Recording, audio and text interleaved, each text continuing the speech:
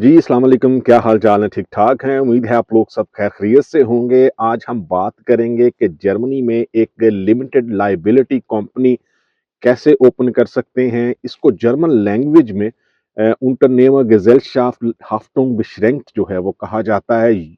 ऊगे या यूजी भी जो है वो कहा जाता है। मिनी गे एम बे हा भी इसको जो है वो कहा जाता है। एक्चुअली जो है वो इसके लिए क्या-क्या रिक्वायरमेंट है, कैपिटल कितना चाहिए और लीगल रिक्वायरमेंट आपके पास पासपोर्ट होना चाहिए, आपके पास पीआर होना चाहिए, कौन-कौन सी लीगल रिक्वायरमेंट हैं और कौन-कौन से बिज़नेस जो है, उनके लिए ये कंपनी जो है वो बेटर हो सकती है। इसी से रिलेटेड जो है वो हमारी आज की वीडियो है।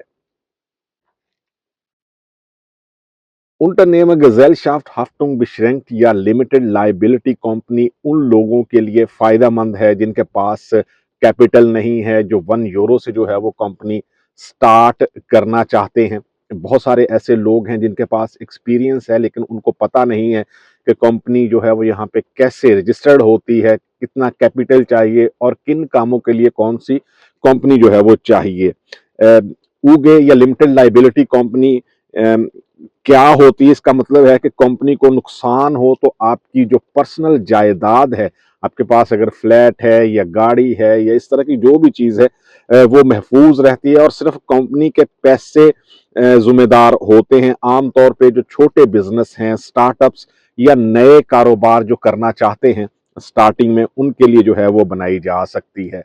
अब क्वेश्चन ये है कि इसके लिए लीगल रिक्वायरमेंट जो है वो क्या है?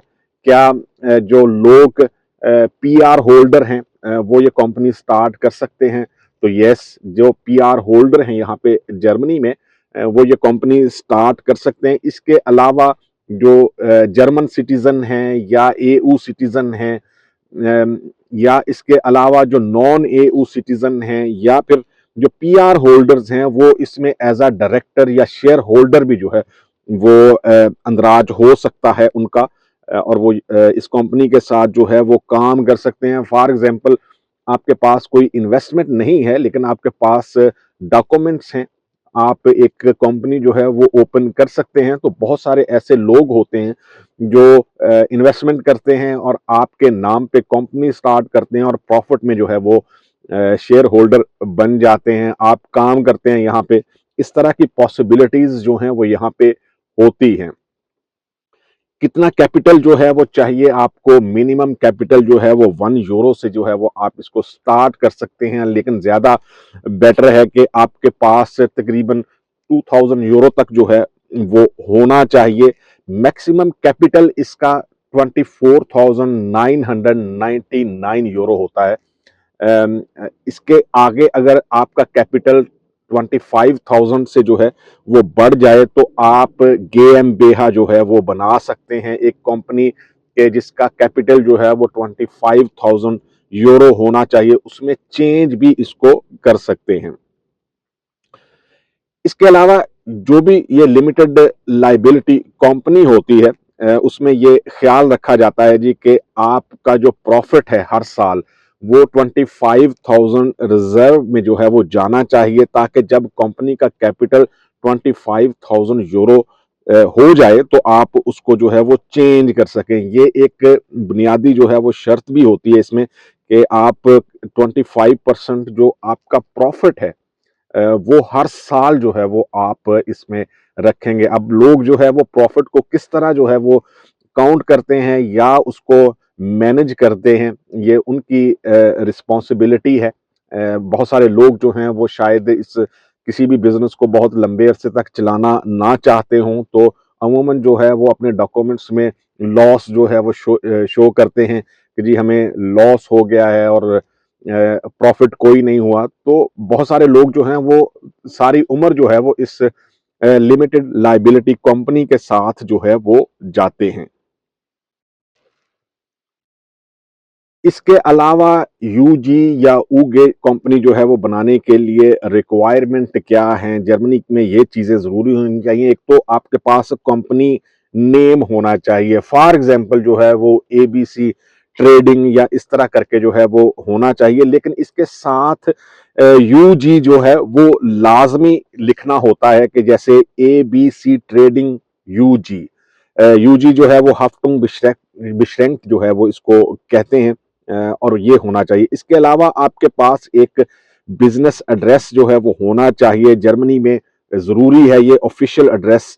ये आपका ऑफिस हो सकता है, आपका वेयर हाउस जो है वो हो सकता है। इसके अलावा अगर शेयर होल्डर्स जो है वो आप रखना चाहते हैं, तो कम से कम एक कंपनी जो है वो उसमें कई लोग जो हैं वो शेयर होल्डर बन सकते हैं। इसका कोई जो है वो लिमिट नहीं होती। इसके अलावा जो आपके शेयर होल्डर हैं, या आप खुद से जो है वो एक मैनेजिंग डायरेक्टर का ओहदा जो है वो आप रख सकते हैं, या जो लोग शेयर होल्डर हैं उनको भी आप दे सकते हैं। बैंक अकाउंट जो है वो कंपनी का ओपन होता है, और उसमें जैसा मैंने आपको वीडियो के शुरू में बताया कि अगर 2000 यूरो तक आपके पास हो तो आप उसको वहां पे डिपॉजिट कर सकते हैं। अब स्टेप बाय स्टेप जो है मैं आपको बताता हूं कि सबसे पहले जो है वो कंपनी नेम चेक करें यहाँ का, या चैम्बर ऑफ कॉमर्स से जो है वो नाम चेक कर सकते हैं कि मे बी जो नाम आपने सोचा है वो शायद उस नेम से ऑलरेडी पहले कोई ऐसी कंपनी है, और आप ये नाम नहीं ले सकते। इसके अलावा नोटरी अपॉइंटमेंट जो है वो चाहिए होगी आपको। ये ज़रूरी है कि आप उसमें जो भी कोर्ट के डॉक्यूमेंट्स हैं या रजिस्ट्रेशन है, उसमें आर्टिकल्स ऑफ एसोसिएशन जो है वो लिखे जाते हैं। इसके अलावा जो कंपनी के डॉक्यूमेंट्स होते हैं वो सारे जो है वो रेडी होते हैं। इसके अलावा बिजनेस अकाउंट जो है वो कंपनी के नाम से आपको खोलना होगा, और उसमें डिपॉजिट जो है वो रखना होगा। इसके अलावा जो कमर्शियल रजिस्टर्ड होता है, हैंडल्स रजिस्ट्रेशन जो है वो आपको करवानी होती है जो नोटरी के बाद, ताकि आप स्टार्ट कर सकें। गेवेब अनमेल्डोंग या ट्रेड ऑफिस में जाके भी आपको बिजनेस जो है वो अपना रजिस्टर्ड करवाना होता है।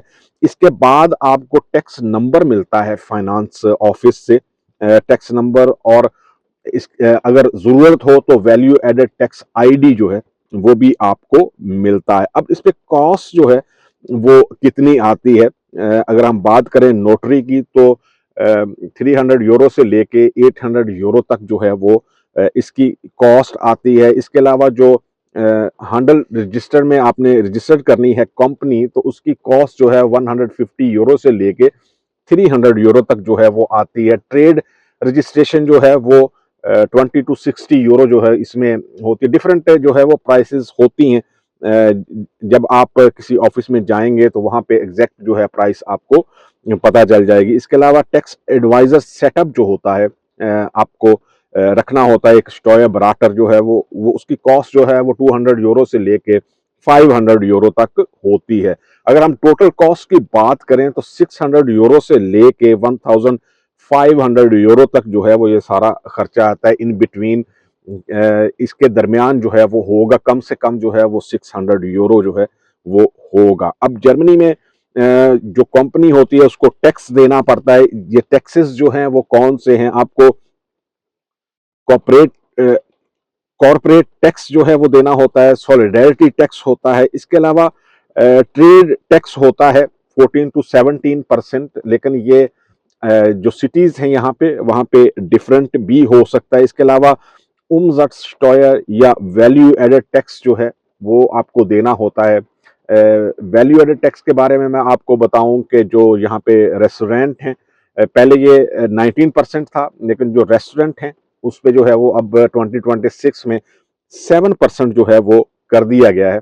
और डिपेंड करता है कि आप कौन सा बिजनेस जो है वो करना चाहते हैं। इसके फायदे एक्चुअली जो है वो क्या होते हैं, लिमिटेड लाइबिलिटी है, प्रोफेशनल इमेज जो है वो बनता है, और इन्वेस्टर्स जो हैं वो इजीली मिल जाते हैं। लेकिन इसका नुकसान भी होते हैं। अकाउंटिंग जो है वो कम्प्लेक्स होती है। आपको आप इस तरह जो है वो एक अकाउंटिंग डिपार्टमेंट जो है वो नहीं बना सकते, क्योंकि लिमिटेड लाइबिलिटी है। तो आपको खुद से जो है वो मैनेज करना है, या जो स्टॉयर बराटर है आपका वो करके देगा। जो एनुअल बैलेंस शीट होती है उसको मैनेज करना थोड़ा सा मुश्किल होता है। और इसके अलावा जो 25% प्रॉफिट होता है उसको रिजर्व में रखना भी जो है वो मुश्किल होता है। अब आपको मैं बताऊं कि जो लिमिटेड लाइबिलिटी कंपनी है, ऊगे और गेएमबीएच में एक्चुअली फर्क क्या होता है। जो ये लिमिटेड लाइबिलिटी कंपनी है, ये 1 यूरो कैपिटल से जो है वो स्टार्ट होती है, और दूसरी गेएमबीएच जो है वो 25,000 यूरो से जो है वो स्टार्ट होती है। जो छोटी कंपनियां हैं उनके लिए बहुत सूट करती है, स्टार्टअप्स जो हो गए या जो कोई बिजनेस करना चाहता है, उनके लिए जो गेएमबीएच है वो बिगर जो कंपनी होती है, उसमें आप मिनिमम जो है वो आपके 5 एम्प्लॉयज होते हैं या इससे ज्यादा, और ज्यादा आप जितने मर्जी जो है वो रख सकते हैं, और एक एस्टेब्लिश्ड बिजनेस अगर आपके पास है तो गेएमबीएच जो है वो बेस्ट ऑप्शन होती है। अब ये उगे के साथ या आप ये लिमिटेड लाइबिलिटी कंपनी के साथ कौन कौन से जो हैं वो बिजनेस स्टार्ट कर सकते हैं। फॉर एग्जांपल कोई लॉजिस्टिक के साथ जो है वो काम कर सकते हैं, ट्रेडिंग कंपनी जो है वो बना सकते हैं, इंपोर्ट एक्सपोर्ट का काम जो है वो आप कर सकते हैं, ऑनलाइन बिजनेस जो है वो कर सकते हैं, कंसल्टिंग जो है वो कर सकते हैं, आईटी की कंपनी या इस तरह के जो सॉफ्टवेयर्स होते हैं अगर आप जानते हैं तो आप इस तरह की कंपनी में जो है वो इस तरह का काम जो है वो कर सकते हैं। अब मैं आपको बताऊंगा कि कौन कौन सी ऐसी मिस्टेक्स होती हैं जो लोग अमूमन करते हैं, कि एक रॉन्ग जो है वो स्ट्रक्चर मुंतखब करते हैं, यानी आपका एक्सपीरियंस जो है वो उस फील्ड में नहीं है, लेकिन आप वो कंपनी जो है वो बना लेते हैं। ये जो है वो बहुत ज़रूरी है कि कोई भी बिजनेस स्टार्ट करना चाहें, आप कोई कंपनी जो है वो रजिस्टर्ड करवाना चाहें, तो आपके पास कंप्लीट होमवर्क जो है वो होना चाहिए। अगर आपके पास कैपिटल नहीं है, आपको इन्वेस्टर ढूंढना चाहिए, आपको ये पता होना चाहिए कि क्या काम करना है और ये काम जो है वो कहाँ से जो है वो आपको मिल सकता है। ये बहुत ज़रूरी है। जो कंपनी के लिए ज़रूरी चीज़ें हैं वो बैंक अकाउंट जो है वो होना चाहिए, एक अकाउंटेंट या स्टॉयर बराटर जो है वो आप रख सकते हैं, ये चीज़ें जो हैं वो ज़रूरी हैं। लिमिटेड लाइबिलिटी कंपनी बनाने से पहले जो है वो आपका होमवर्क कंप्लीट होना चाहिए, या जो भी पार्टनर आपने रखने हैं उनमें इतनी अंडरस्टैंडिंग होनी चाहिए कि जो भी आप बिजनेस कर रहे हैं उसमें दोनों जो है वो उनको एतमाद हो कि ये बिजनेस जो है वो हमारा इम्प्रूव करेगा, हम ग्रो करेंगे। इसके अलावा आपके पास स्किल्स होनी चाहिए, जो भी आप बिजनेस कर रहे हैं। फॉर एग्जांपल आपका पार्टनर जो है वो उसके पास अकाउंटिंग की स्किल्स हैं, आपके पास इन्वेस्टर ढूंढने की या काम ढूंढने की स्किल्स हैं, तो इस तरह करके जो है वो चीज़ें बेटर मैनेज होती हैं अगर आप पार्टनरशिप में जो है वो जा रहे हैं। अगर आप खुद से बिजनेस कर रहे हैं तो यकीनन जो है वो सोच समझ के ही जो है वो स्टार्ट करेंगे।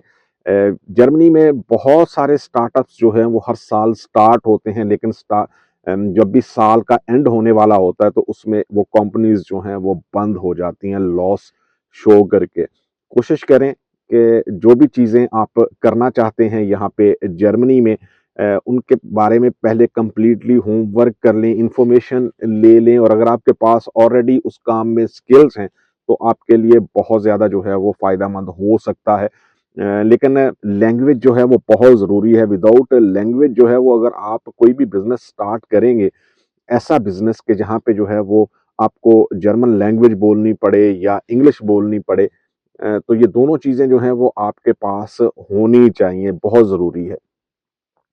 इसके बाद अगर मैं बात करूं कि जो लोग नॉन एयू सिटीजन हैं, वो अगर जर्मनी में इस तरह का कोई बिजनेस करना चाहते हैं तो उनके लिए कोई ऐसा बंदा होना चाहिए कि जिसके पास मिनिमम जो है वो पीआर हो यहाँ पे, और वो कंपनी ओपन करे और इस तरह भी जो है वो कर सकते हैं, जैसे इंपोर्ट एक्सपोर्ट का बिजनेस होता है, यहाँ से स्क्रैप या जो टेक मटेरियल है वो आप अगर यूरोप से किसी दूसरे कंट्री में जो है वो सेंड करना चाहते हैं तो उसके लिए बेस्ट ऑप्शन ये वाली कंपनी है कि आप इससे जो है वो बिजनेस भी स्टार्ट कर सकते हैं। कैपिटल बहुत ज़्यादा नहीं चाहिए, यकीनन जो चीज़ें जो हैं वो आप यहाँ पे लेंगे कंपनी टू कंपनी डील करना जो है वो ज़्यादा ईज़ी होता है बनिस्बत किसी प्राइवेट बंदे के साथ, और आपको बहुत सारी चीज़ें जो हैं वो यहाँ पे सस्ती भी मिल सकती हैं, कंसेशन आपको मिल सकते हैं। इस तरह की कंपनी अगर आप स्टार्ट करना चाहते हैं तो आपके पास कोई क्वेश्चंस हैं,